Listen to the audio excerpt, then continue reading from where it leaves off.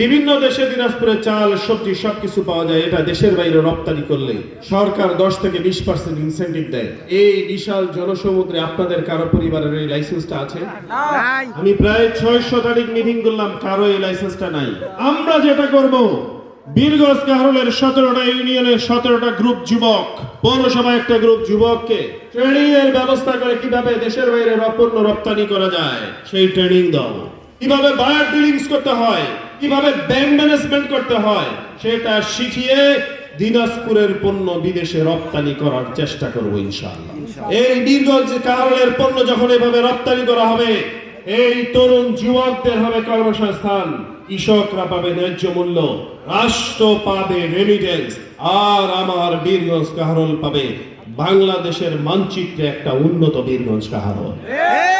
আমি বীরগঞ্জ কাহরুলকে সাজাতে চাই। সংগ্রামী ভাই ও বন্ধুরা, আমরা চাই আমাদের কৃষকদের এই দ্রব্যমূল্য ন্যায্য দাম পাওয়ার জন্য আমরা দেশের বাইরে কৃষি পণ্য রপ্তানির জন্য ব্যবস্থাপনা ঢেলে সাজাবো। আমি সৌদি আরবে যাওয়ার পর দেখলাম দিনাজপুরের সবজি আছে, দিনাজপুরের আলু আছে,